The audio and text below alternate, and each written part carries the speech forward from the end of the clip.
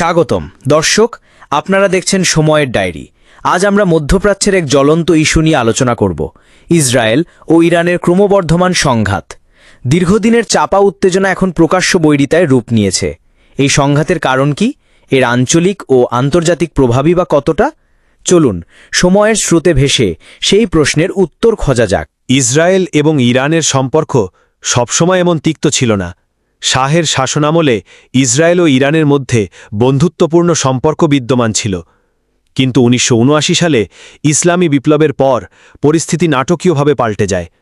নতুন বিপ্লবী সরকার ইসরায়েলকে জায়নবাদী শত্রু হিসেবে চিহ্নিত করে এবং ফিলিস্তিনিদের অধিকারের পক্ষে শক্ত অবস্থান নেয়।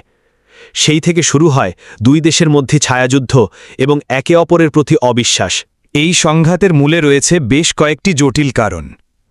প্রথমত, আঞ্চলিক আধিপত্য বিস্তারের আকাঙ্ক্ষা। ইরান মধ্যপ্রাচ্যে একটি প্রভাবশালী শক্তি হিসেবে নিজেদের প্রতিষ্ঠা করতে চায়, যা ইসরায়েলের আঞ্চলিক ক্ষমতার জন্য হুমকি স্বরূপ। দ্বিতীয়ত, আদর্শিক সংঘাত। ইসরায়েল একটি ইহুদি রাষ্ট্র, অন্যদিকে ইরান একটি ইসলামী প্রজাতন্ত্র। এই দুইয়ের মধ্যকার আদর্শিক ভিন্নতাও সংঘাতের আগুনকে উস্কে দেয়।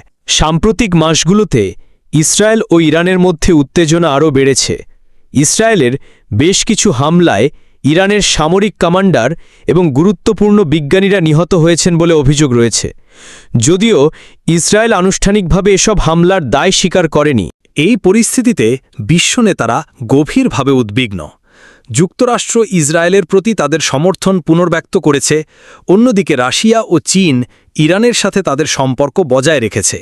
ইউরোপীয় ইউনিয়ন উভয় পক্ষকে সংযত থাকার এবং আলোচনার মাধ্যমে সমাধানের আহ্বান জানিয়েছে। বাংলাদেশ বরাবরই মধ্যপ্রাচ্যে শান্তি ও স্থিতিশীলতার পক্ষে। ফিলিস্তিনের জনগণের প্রতি বাংলাদেশের সমর্থন অবিচল। এই পরিস্থিতিতে বাংলাদেশ কূটনৈতিকভাবে উত্তেজনা প্রশমনে এবং আলোচনার মাধ্যমে সংকটের সমাধানে আন্তর্জাতিক সম্প্রদায়ের সাথে কাজ করার আহ্বান জানিয়েছে।